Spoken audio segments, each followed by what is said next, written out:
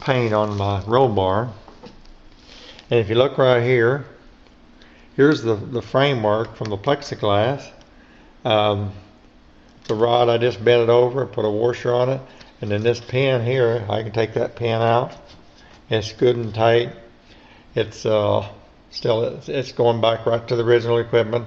I can pull that pin out, lower the roll bar down, whatever I want to do. But that makes a quick disconnect for it, real good. And then on the bottom down here, it's hard to see, but I've got it covered up with plastic. I don't want to cover it. But the rod that comes down here, I put a washer on that just to protect any sharp edges from the plastic right in there. And then when I get ready to take it off, I put a towel or something like that there just for a little extra protection.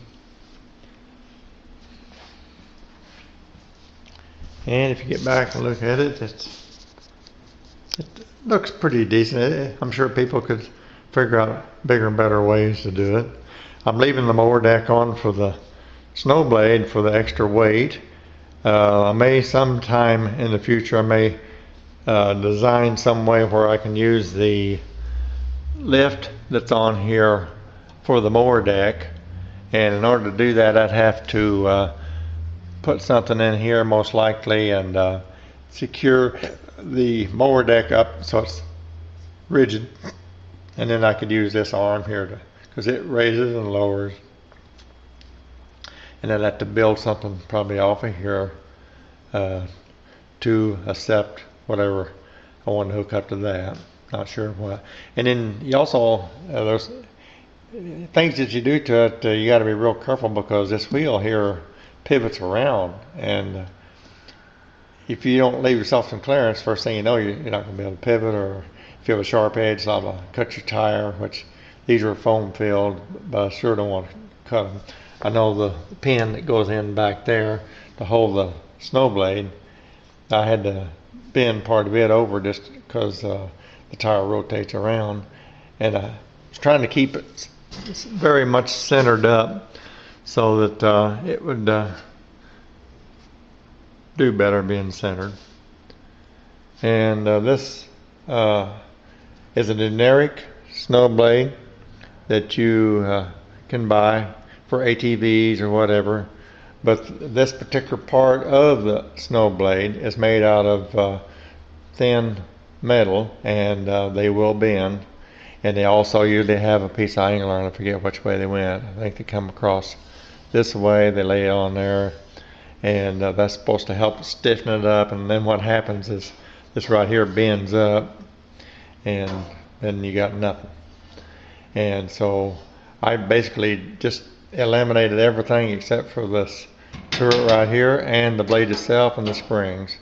And the rest of it, I had this piece made up by a sheet metal shop, and had a little welding to do on the little lever thing there.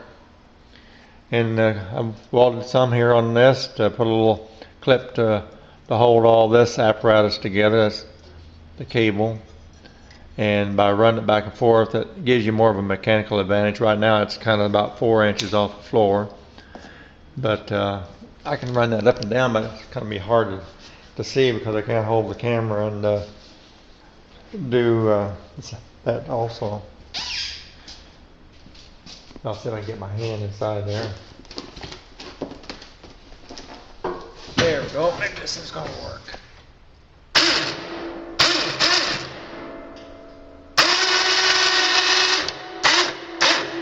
As you can see, the blade's pretty high up. Without measuring it, probably about 11-12 inches up off the floor. And first time I took it out, I didn't have it mounted quite like this, and what it did, it bent right in here. This is a weak spot on these type of snow blades. They will work as long as you don't hit something. And I'm out here in the country, and I hit something like a big clod of dirt, and it folded the blade over, and it caused this to bend. But the winch, I think I paid $59 or $69, right at around $70 for the winch. It's 12 volt. I put these on here just kind of soften the corners because that's a all thread rod. Mounted the lights to the angle iron. I've got plans to maybe change the whole lift system. I like the way it works and all. I just like to be able to use the controls from the handlebars up there that operates the mower deck. And getting back to the cab, you can't enter from this side because I have it secured right here as well as up here. And there again, see, I use the washers. I've got controls for the blade there and my garage door opener fastened to the rod. It's kind of crudely, but that's all right. And same thing here. Bring the rod over here and put it right into this pin. I put this board in here so that I can run that little set screw here and tighten everything up so it's secure. And eventually, if I decide I need it, I'll build me a platform on the back here and I'll put weights on that. And I'll probably come up into either these bolts or I'll come up into this and secure it so that when I take it off it doesn't destroy the paint, anything of that sort. And as you can see here, I've got, I'll go to the other side, be a little bit better. I got rubber snow chains. I haven't even had a chance to use them, just run them around the yard a few times, but it keeps from tearing up your driveway. They're a pain to put on as far as pretty much like any snow chain. The only thing different is rubber on rubber doesn't slip very good. So when you're trying to buckle it down, it doesn't scoot around like regular chains do. So in that respect, they're a little more difficult to put on.